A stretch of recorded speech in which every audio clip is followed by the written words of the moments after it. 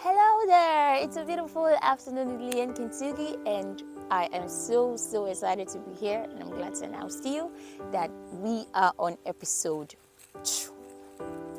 Okay, so episode 2 is about how I relocated from the village to town and why I relocated. Now, from episode 1, you can see how my story has been, how I've been living, how I've been messing up.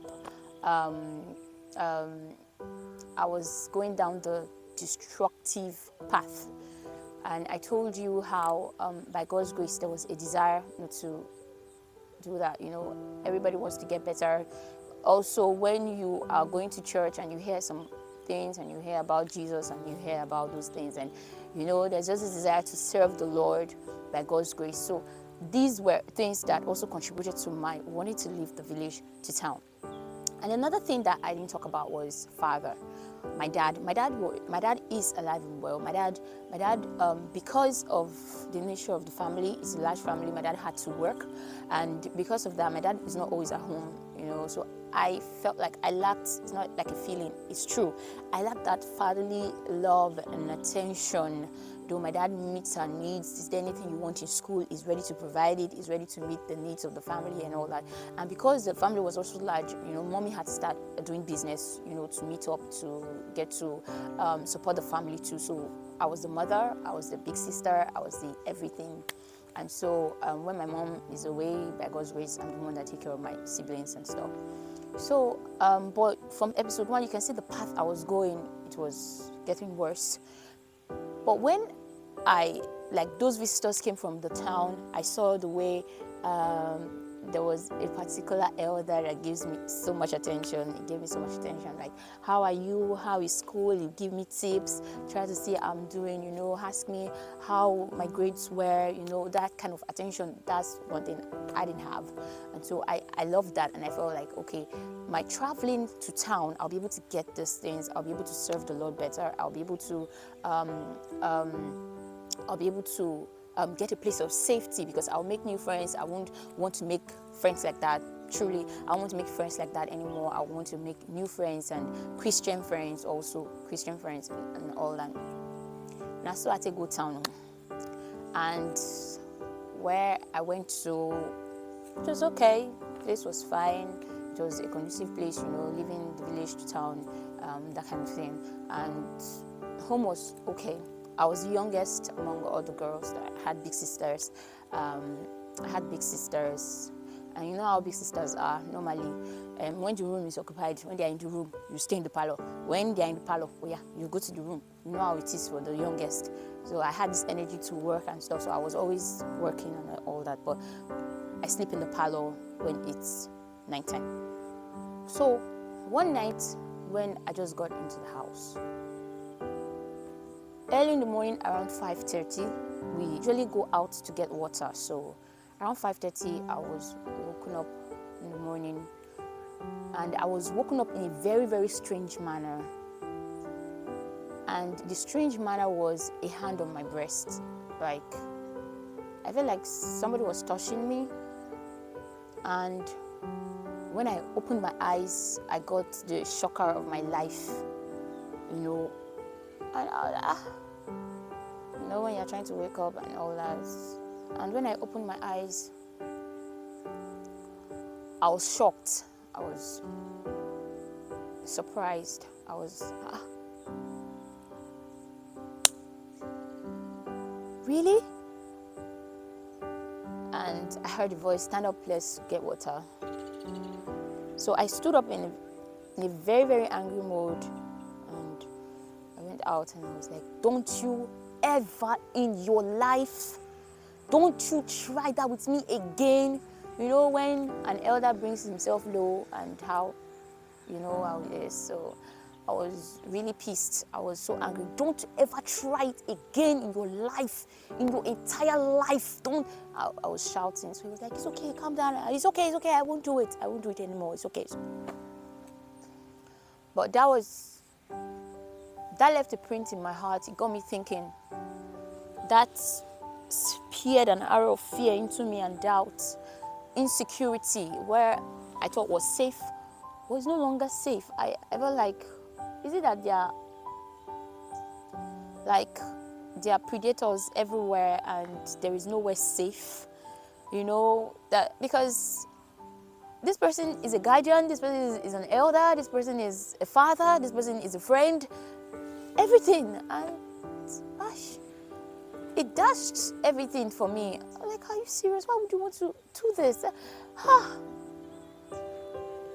I had no family member. I was young. No family member around, no nothing.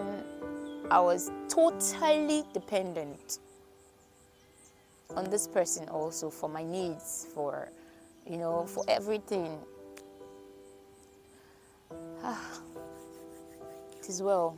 And so that was it. I was there, still doing my best. It gives you the space of some days for you to calm down, and then comes back again. Maybe you get to touch you, hug. At the early stage, no hugs, but maybe you are washing plates, and then somebody comes behind you and stands behind you and just hold your stomach and let's stop, and the person leaves. But you see, it's not the way you shouted the first time that you're going to shout the second time, because you stayed in the danger zone.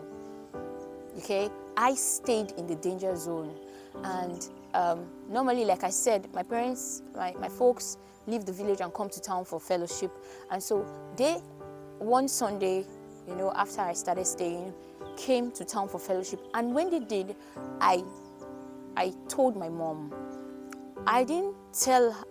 One thing I want to be conscious of is I want to be really honest about this. So the way I told my mom was, we were in church actually.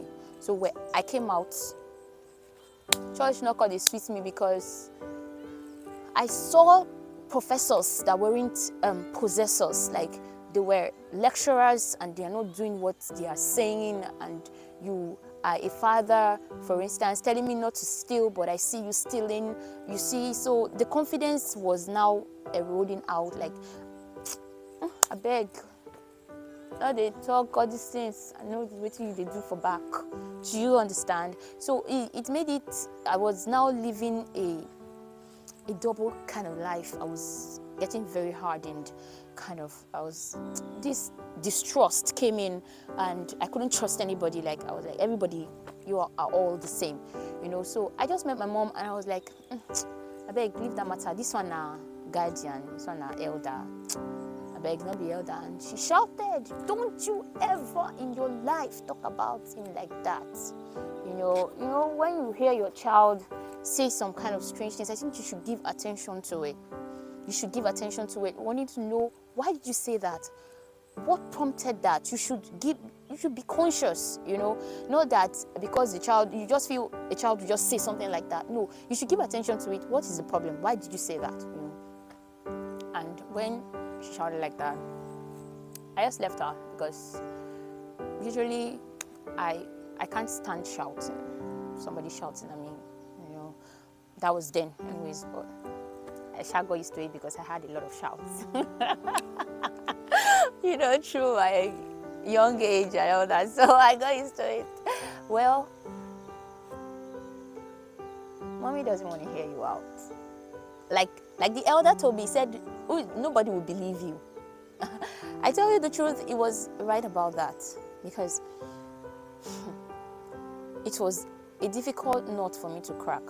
So I made friends. Now, there was this guy, there was this picture I told you in episode 1 that I saw at the wardrobe. It was a picture that we snapped. It was a group picture. We went to a combined service, and then after the service, the brethren gathered to snap a picture. And there was this guy that I liked. His skin was like the sun, that kind of thing. Like, I'm not exaggerating. It was super fine, that kind of thing. I was like, this guy's fine. Just normal admiration. So that guy was in the town, so we became friends. I also see him in church and all that. So I confided in him and told him, I said, look at what I'm going through. And he encouraged me, don't worry, everything will be fine. And don't worry, very soon you'll be done with school and you'll travel. And he just encouraged me the best way he could. And I and this guy were super connected to one another, though by the grace of God we started at a very fine pace friendship. We're just good friends. Okay, so sometimes I get to visit their house, and at the evening time they permit me to go there, and then at the evening time I come back because my girlfriends too were there. So that was how I continued. But I'll say that I've been by God's grace, kind of blunt person. If I did do, I did do. If I know they do, I know they do. So when I and this guy were getting close, because we started making midnight calls, I got my auntie's phone, and I could use that to make midnight calls with him. And sometimes he travels, and we can just talk. And I was getting very, very attached to this person. Very, very attached. I had a dream. Now, when I was traveling from the village to town, my daddy bought me a very, very fine box to put my clothes. Very beautiful. I would say it's one of the most beautiful I've seen. A very, very fine box. So I was in a dream and I saw myself carrying that box. It was just like I was going to the village. And a voice spoke from heaven and said, "The rapture is about to take place. Drop that box." I said, "This box that my daddy bought for me, I should drop this box and go. I'm not dropping the box. Please, I'm not dropping the box." And the voice said, "I said the rapture is about to take place. Drop this box and let's go." I said, "No, this box is the only one, the best gift that my daddy has bought for me. I'm not dropping." As I was just arguing with the voice, I saw people going to heaven and everything. And it dawned on me that, hello, you are not moving. No. So I dropped the box and I lifted up my hands. Take me, take me. I not go. I woke up. I was so terrified. I was so scared. And the voice said, "That box is your boyfriend. Let go of your boyfriend and you'll be fine." I started crying. I started praying. "I'm sorry, Lord. Forgive me. We're not doing anything bad." Sometimes we always want to argue with the voice. "I'm not doing anything bad with this person. This person is my friend." I started arguing. He said, "Drop that box. Let go of that relationship and serve me and give your heart to me." But when you find comfort with someone, I was just trying to be diplomatic, stupidly diplomatic anyways. But we're still friends, so we will not call off relationship and say, "Okay, there's no relationship, we're friends." But we're friends. So that was it. And it was somebody that I could confide in. And even in the presence of my dad's guardian, I called him one day. I was like, "Look at what this person is trying to do to me. This person is sexually harassing me in this house. It's sexually harassing me. Please, people should come and help me. People should come and help me." That kind of thing. For him to know that, hello, other people, I'm reporting you out. Can you just take a hold of yourself and let me be? But no, it will deprive me of some basic needs, deprive me sometimes of food, sometimes of basic things that I need, like you want to get deodorant, you want to get soap, you want to get clothes, you want to get those things. And you are deprived until you come and submit yourself. I remember the first day that I had to kiss my guardian. I wasn't forced. This was not 1 year advance or 2 year advance. It was years. It was, let me say, 3 to 4 years advances. It was really, really shocking. So at a point I started compromising. With this person because there were some things I needed, and when I'm in good terms with this person, I get what I need. And when I'm not in good things, I can go to hell. And so I started compromising. I remember that day